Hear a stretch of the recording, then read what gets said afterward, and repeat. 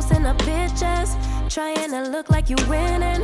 I'm writing rhymes in the kitchen, soaking in moments we live in, yeah. You got the nerve to be on me, faking your life for the IG. If you got my number, don't add me, cause baby, I'm on hiatus. Hey guys, thank you for tuning in today to Grown Dating Talk. I'm your host, Alona V. And I'm SylarTheSuperVillain. And today we're going to get into all things grown and good. So, Sylar, today guys, we have to talk about deadbeat parents and how to spot them. They're out there. Very much so. Oh my God. And they're not limited to gender either. You know, women complain often about these horror stories that they have with men after having kids with them. They'll say, well, wait a minute. When I first met him, he was really great. He was attentive. He was caring. He was kind. He was so romantic. And he wanted babies. And then I gave him babies and he ran off with the next woman. Or he doesn't have any money to give for these babies to contribute. What's going on here? I mean, well, part of that is accepting responsibility, because like with the money part, like you knew he ain't had no money before you lay down and you had that baby with him. Just like he knew he ain't had no money to support a baby. Like we have to take time and stop shooting people's clubs up. We gotta stop laying back and getting your club shot up before you know, or at least have a better idea of who the person is. You know, like, do they have kids of their own? Have you watched them interact with their children? If they don't have kids, do you have kids? Do you see how they interact with your children? Like, there's a lot of things that you have to take into certain considerations. And you don't want to find out when a child is here that, oh, he or she is the worst. Should have waited a little longer to get to know them. I agree with you totally. Because on the one hand, there are people out there who are like rushing into relationships and doing this like out of these temporary emotions and then creating babies in the passion of the moment. And you never really took the time, in some of these cases, some women, some men too, never really took the time to get to know this person past who they were as a representative. Like if you didn't take the time to find out if they had children, or if you did find out if they had children, did you take the time to find out if they were an active parent in their children's lives and what that looks like? Because some people will say, oh, I'm an active parent and I have a child, but how active are you in their lives? Some people say, well, if I'm contributing money and taking care of their schooling and putting clothes on their back and making sure that there's a roof over their head, I'm an active parent. Whereas the next person will say, well, no, that's not just being active parent. They would say that's a deadbeat because you're not there to spend time with your child. So how are you there to show your child what it feels like to have a father or mother in their life when you're just doing these things? And when it goes back to the flip side, again, if you did not look past their representative and go deeper to find out what type of parent they were to their children, then here you are popping out a baby to this unknown person who has unknown skills and abilities to be a parent, you know, and that's very dangerous. Yeah, it is. You know what I mean? It's like I said, the signs are always there, especially if they have kids. You know what I mean? Because you can only lie but so much as a man and say, oh, my baby's mother is keeping the child away from me, because it happens.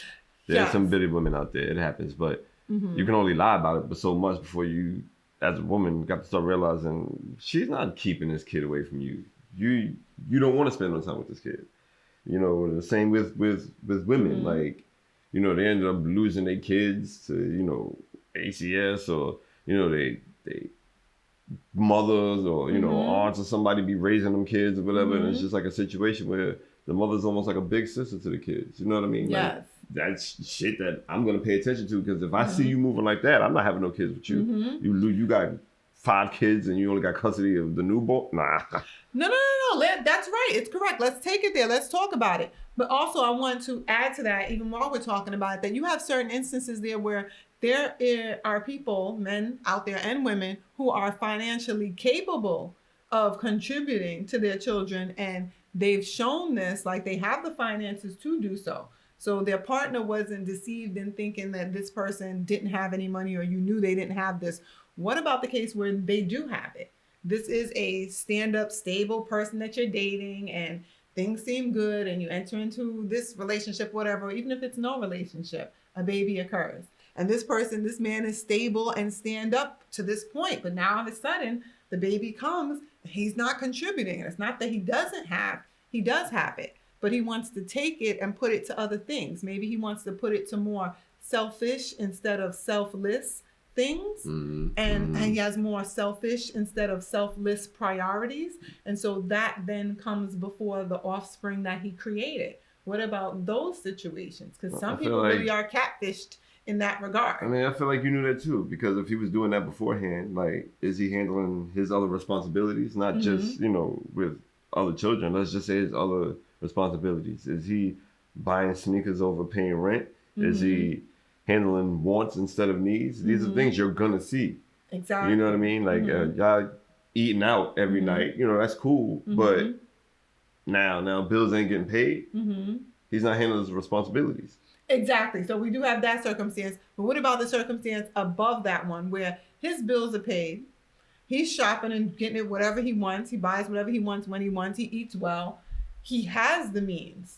But now the baby comes and he's like, I don't have it. He lying to you. He ain't fucking with you something. I don't know. That other side of, again, though, like deadbeat parenting. That baby came out. He saw the baby, was like, this ain't for me. Pack it up. I'm good. Or that case of that whole thought of responsibility, that fear of now being responsible for something, having to be accountable, that chases them away. This idea of not wanting to be obligated or have any obligations, also leads to that drive of deadbeat parenting. That's not an excuse. We're just trying to understand the mentality behind that, because it's definitely not okay. While we're still talking about how to spot them, dodge them, and get the hell away from them, okay? Because you have women too who, as you said, they will lose their children to like social services because they genuinely were not doing what they needed to do as a parent. Have more kids. Yes. Because they ain't got custody of the other ones. Like, and that's the thing. And y'all wild. That is y'all scary right there. That is scary. Even the idea of putting myself in a man's shoes with that is scary, that you meet a woman and you don't know that she has children already. Think about that. She doesn't even tell you that she has children. You don't know she has children. Or you meet a man and you don't know that he has kids. He doesn't tell you. And so now you create kids with this person and you're not even aware that they have children whose lives they're not even involved in, or she has children who was taken away from her and she's not a fit parent, and here you are having a child with an unfit parent. In most cases, in situations like that I've seen, not been a part of in my life, but I've seen situations where it'll be a man involved with a female like that, and it'll be the female's family that'll go tell him, like, look, you better stop. Yes, like, got kids that she lost her kids. Like, now you sitting there confused, like, yo, your mother just told me you. Now you gotta explain the backstory. But 9 times out of 10, when that family is telling that guy, they're trying to give him a heads up in a way too, because they don't want the obligation of another mouth coming in. Because 9 times out of 10, they're taking care of those children. If there was a situation where they lost them to the state, then they're telling you. They're giving you a heads up ahead of time, letting you know. You're not ready to raise this kid. Sabotaging her shit. They probably don't like us, beef, and she like this dude. But watch this. But that is people a good indicator there at times. Sometimes people are petty and they'll say things that that's great. Mean to your mother came and told me you got kids. I didn't even know you had kids. I'm out of here. Well, yeah, if you're not taking care of your kids, and if your mother tells you have kids and you didn't tell him that you had kids, and why your mama told me. That's why I said if you're not taking care of your kids, because if you're taking care of your kids, you won't have those problems, And I think that that's an important point to stress, that as a parent, you have an obligation to be involved in your child's life. It is not okay to throw your child to the side because you have a new man or woman that you met. It is not okay to chuck your child to the side because you want the newest, latest fashion or materialistic item out there. It is also not okay to assume that just because I pay for your schooling and I give money for you to have clothes on your back and food in your mouth and a roof over your head, that I'm doing sufficient as a parent? Because am I there spending time with you? Am I encouraging you? That's equally as important. When you're having your lows and stuff, can you count on me to be there as your resource, to have your back? If things aren't going right in life, am I your advocate to make sure that the school is treating you right, that if kids are treating you wrong, I'm in there talking to other parents. I'm knocking on doors at people's households to let them know, like, yes, I'm talking to people face to face, you know, about these things. Like, your child and my child are not getting along. You're knocking on faces. Okay, so don't fuck with my kids. Silas going out and he's whooping ass, you know. Yeah, but you know what? I'm not even gonna lie. Like, I've been in a situation like that before where I really felt like somebody was, you know, infringing on my child and encroaching on that space. And I mean, it happened a long time ago, but me and my sister definitely rolled up to the school, you know, because it was like adult against adult. And it wasn't in any like lower vibrational fashion, but it was more so to go and see like, what's going on here? Why are you sending something home with my daughter? I don't know you. My daughter doesn't know you, you know, but it's that instinctual, like, don't fuck with my kids. Don't fuck with my babies, with my offspring. That's with anyone. And that's innately People what a parent should that. have about them. They should be defensive of wanting to provide for their kid. And on top of, no, I got to take this time and spend this time with my kid. When you see an individual who will cancel on their kid to take you out when you're dating, X that individual out. Exactly. That's whack. If you see an individual... That's with friendships for me too. Because I had a boy that I used to chill with. And we was cool. And it was one year, I remember it was his kid's birthday. And we was all together chilling or whatever. Like watching a game or something. And I happened to look at the time. I was like, oh, so did you, like, y'all have fun or whatever? And he was like, oh, like, I didn't go see them yet, whatever. Now it's like 8, 9 o'clock at night. And I'm like, yo, it's your kid's birthday. And your kid lives 2 blocks from you. At that time, I was going through so much stuff. Like, my daughter lives 2 hours away from me. You know what I mean? He lived down the block from me. I'm like, you didn't go see your kid all day? I was like, That's not okay. I can't run with people. I can't associate with people like that. Let me tell you, when my daughter was younger... And he didn't have no reason. The mother wasn't like keeping him away or nothing like that. He just wanted to chill. And I'm like, nah, I can't chill with you. Yeah, no, that's definitely not okay. When my daughter was younger, like, you know, we had these traditions, even all throughout, you know, her teen years, we had these traditions where we used to go to Woolman Rink down in Central Park, you know, and we would go ice skating each year. And I would make like jumbo cupcakes and stuff like that, and have some of her friends come, and then we would go to the American Girl store after and grab something to eat after and stuff. And it became a tradition. And at one point there was like a guy that played a saxophone there, and he saw us coming for so many years, and he approached us one day and he said, you know, I see you and her here every year on the same time. And I told him that this was a tradition that I was starting with my daughter, where every year for her birthday, you know, we go ice skating. I wanted that to be something timeless, a bond that we had with each other. And I don't care, even when me and her father were divorced, that's timeless tradition stood. When you have that division of holidays, I fought for the right to have that birthday, because it was like, no, you know, even though, you know, she sees you on these times, like her birthday, like that has to be my day. But I would incorporate him, like, come on and come ice skate with us. Come on and let's do this family centered, you know? And even if we're not together, I'm not letting anything, any guy, any job, any situation, anything come in between. I didn't let anything come in between celebrating her and having that tradition and making sure it was carried out each year, because that meant a lot to me. And I wanted it to also mean a lot to her. So I was creating that tradition and bond there. And when you see a parent that's willing to put something before their kid, oh no, I'm not going to go with my kid. I'm going to go with you and do this. Oh, don't worry, I'll just cancel on my kid. I don't have to go do this. This is important right now. No, dead that. Relationship done. Block. Do not dead and encourage that individual. Dead it all the way. You know, that's a waste of your time. It's an insult to their children and the family they already have formed. And that's just like crazy. And let's talk about that. This idea that people have these families already formed and you're not doing what you need to do with that family because you have an obligation to that family before anybody else because it's been already formed. Yeah, but like I said, this is having kids with people you don't really know who they are. Like some people might say, "Nah, I knew who he was. He said this. He said that." You did. You knew what he said.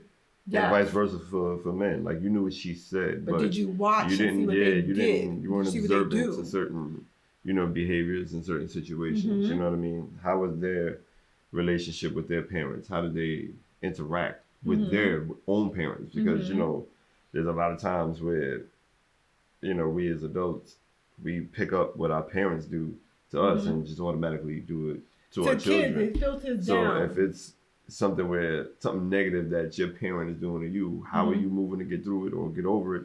Or are you just gonna keep letting it happen? Because so you don't repeat if you're gonna it keep letting it happen, you're gonna have that. You're gonna put that on my kid. I'm not having that. And that's something that's important, and I'm glad that you touched on that. That's a topic called generational curses, okay? Break this shit. Yes, break that. Break that totally. See, the thing with generational curses is we grow up and we're raised a certain way by our parents. And at some point in life, because when you're initially raised that way, you don't know that way is wrong because you're being exposed. It's being modeled for you every day. So you don't know it's wrong. And in some ways, even when you do know it's wrong, you embody the behavior and stuff and don't even realize it. Right. But when you come to the point of being knowledgeable and finding out like, hey, this is not the way that functional people carry themselves. Like this is not the way a stable person would conduct themselves. And you learn better. You have an obligation to put forth and do better. So if your parent did you wrong and mishandled you, heal from that. So that way, when you have your children, you're not doing the same thing to them. It's not that simple for everybody, though. You know what no, I mean? It definitely isn't. But if you had an inactive some people can just break the cycle, and then some people just don't know how. They need, some type of help. Sometimes they need therapy, and therapy does work. Like, we tend to tell ourselves, especially, our folk tend to tell each other that we don't need therapy. Like, sometimes just the fuck we do. Yes, we do need therapy. Get your shit worked out. Yes, therapy is necessary. And therapy does not solve the issue overnight. Therapy takes time. Therapy is not a cookie cutter solution. It takes years of work and consistency to repair that which was damaged, And if you have a child and you didn't have an active parent in your life or a parent didn't do certain things for you, go to therapy and talk about how that hurts you. Go to therapy and talk about the impact that it had on you. If you can't get it worked out with said parent. Well, that's the thing. In some situations, they may not be able to work it out with said parent because the same issues may still be occurring. Yeah. And they also must heal from it first before they can work it out with said parent. Because let's be frank, until you heal your own inner child wounds, how can you step to your parent and heal the relationship with them? Your parent may not necessarily be able to help you heal your inner child wounds. They may be able to by giving you the love and stuff that you need. But if your inner child wounds was put there because your parent didn't provide for you and it was lack, then even though your parents in your life now, them being in your life now, you're a grown adult. Are they supposed to go food shopping for you and put the food in your refrigerator now? Are they supposed to go out and buy you sneakers and clothes and put it in your closet now because they didn't do it before? Right. In that instance, no. In that instance, you have to take yourself to therapy and you have to heal. You have to come to terms with that and reparent your inner child within self, and then you can go and repair your relationship with your parent, because then you can forgive your parent for what your parent didn't do for you in those regards. So again, I think it depends on the situation and stuff. It definitely does. Yeah, but in certain situations, you definitely can go to source and heal it with source. But whether you're going to source and healing it with source or using a third-party mediator like a therapist, by all means, dig in and dive into what's uncomfortable and what's stepping in the way of you being a better parent, because it's just not okay to the children. It's just not okay.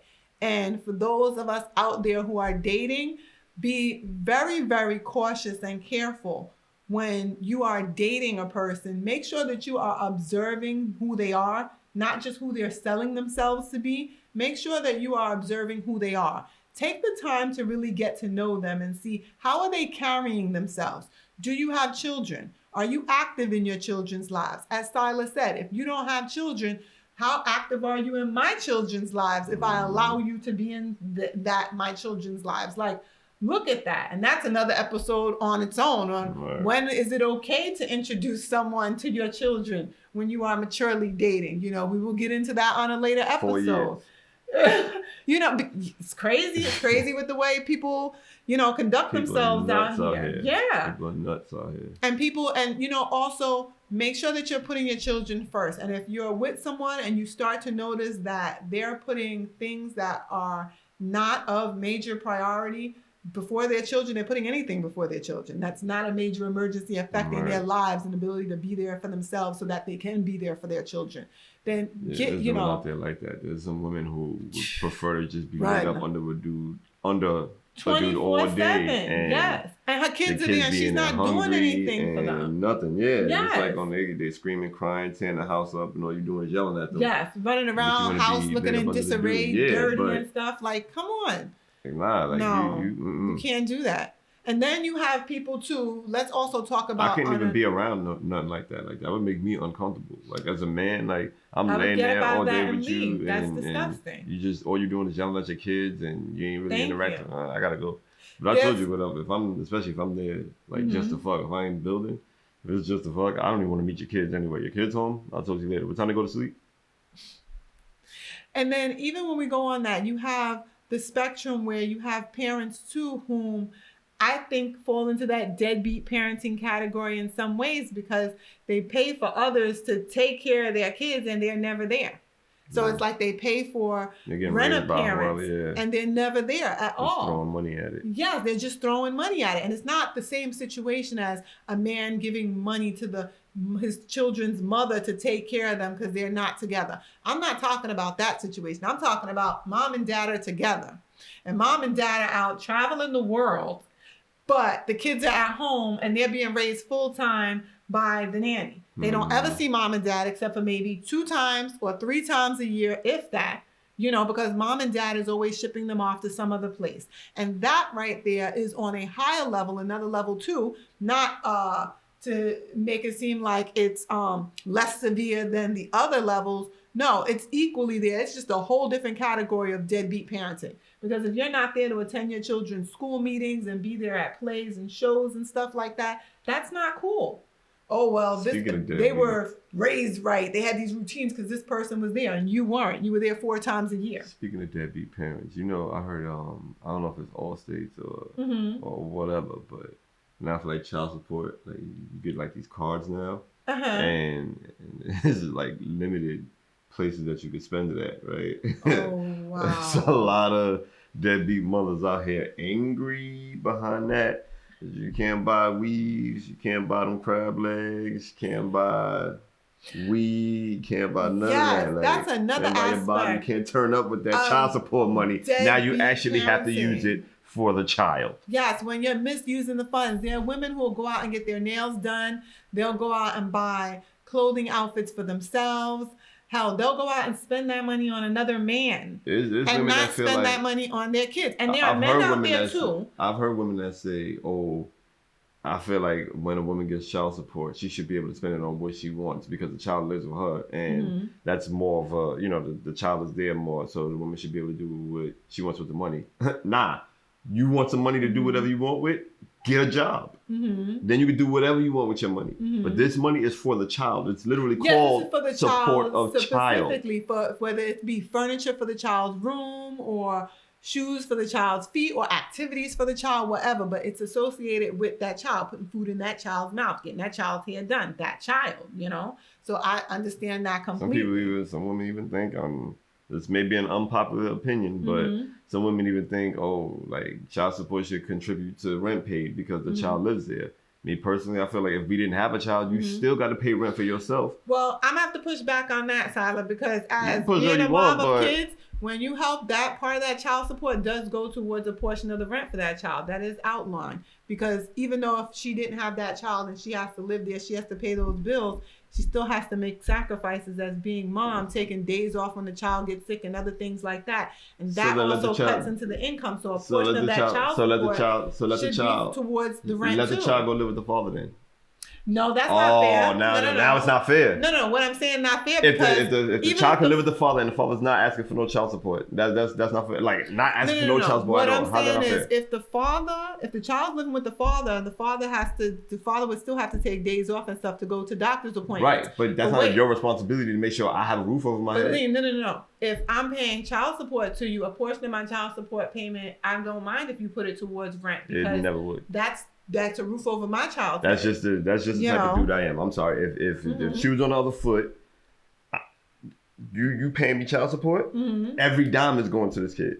Every dime. Well, that part I'm of that gonna dime make is sure, going toward the child, and no, it ain't. some of that paying toward the rent too. Nah, I mean, I got the rent. I got the rent. Financially This is going for the and kid. I have a child with someone, and I want my child to continue to enjoy a certain lifestyle. And this is just me personally. So there are other women out there who will feel this way as well too. Talking as lifestyle other is men. different though. No. But I'm just saying, just in general, it's still the same thing. When you said if this person's not paying child support, let the child live with the father. Yeah, we're still talking lifestyle on that too, as well as arrangement.